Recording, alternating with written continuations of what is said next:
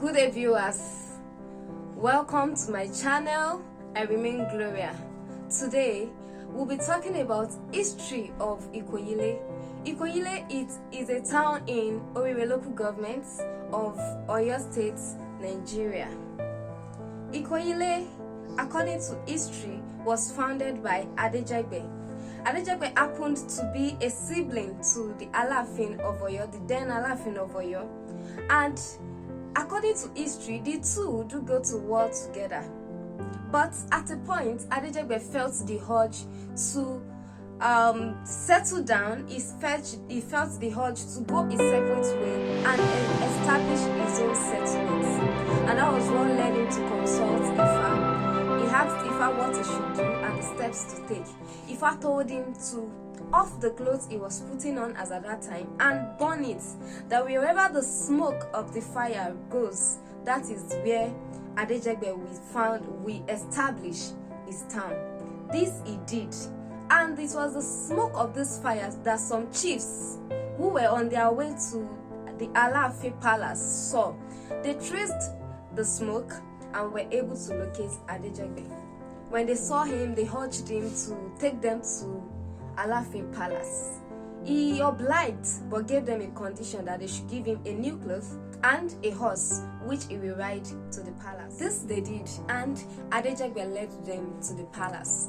On getting to the palace, the chiefs told Alaafin of what they saw, and Alaafin sent delegates to the spot to confirm what he has heard, and the people he sent came back to give him a positive result. And this was what prompted Alaafin to give Adejagbe the permission to establish his own town. And that was how the town Ikoyi came to be. Now, the name Ikoyi was coined from the word Ibiagbekowan, meaning the spot where we met. Ibiagbekowan, and that was coined into Ikoyi, which is in existence even till today. Since then, Onikoyi became the head of kings in Yoruba land. Then there was a festival that Alaafin do hold, an annual festival which is called Koko. So every year all other kings will come to Onikoyi to lead them. It became a custom. It will always be Onikoyi will be the one to lead them to the palace, to Alaafin palace every year to observe that festival, because he was the emperor of the then old Oyo kingdom.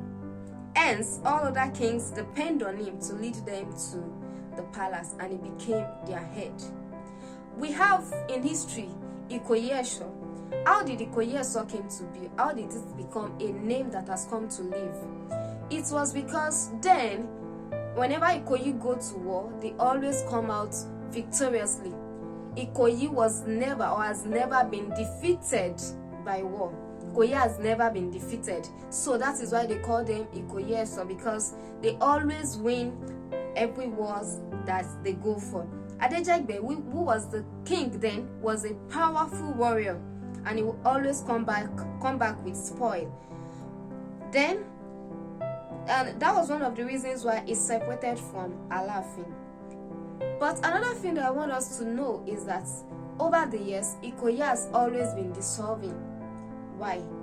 Ikoyi always have internal disputes. Not that Ikoyi has never been overcome by external war.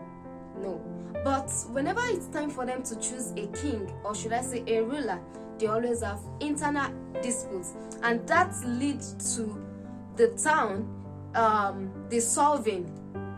Each of them will go their separate way. Then on the contrary, another time they will come back together to form the town all over again. So history made us to know that the present Ikoyi of today is the third settlement, because there are two previous Ikoyi that has been dissolved.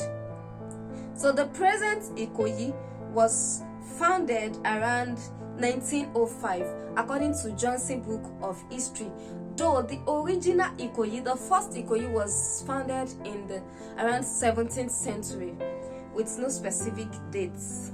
So, and one of the reasons why Ikoyis are scattered all over the world is because of this factor that I stated earlier, that they do have internal disputes, so they used to dissolve over the years. That is why you find Ikoyi in Oyo State, you will find Ikoyi in Osun State. When you get to Lagos State, you will find Ikoyi. Even in Abidjan, outside Nigeria, there are Ikoyi towns all over.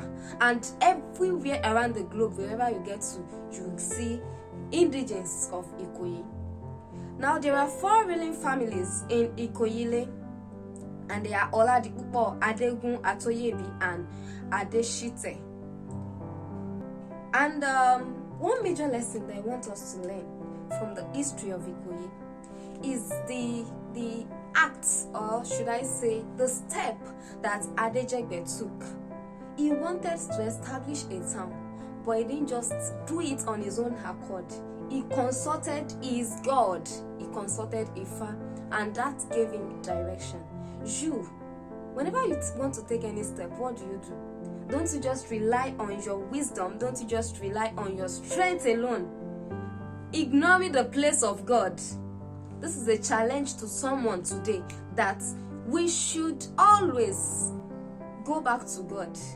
In every step, or on whatever step that you want to take, let God be the number one. Let him be the one to lead you. Let him guide you. And I can assure you that you will come back with testimonies of greatness. Thank you. Do well to subscribe, like this video, and please turn on the notification button so that you can get notified whenever I post a new video. Thank you.